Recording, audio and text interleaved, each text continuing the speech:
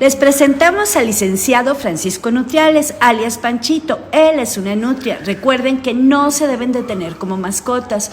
Tristemente, él lo querían vender y el señor Cristian Padilla y Viridiana Espinosa lo rescataron y lo hicieron llegar a nosotros. Agradecemos a todos aquellos que se preocupan y se ocupan de la vida silvestre.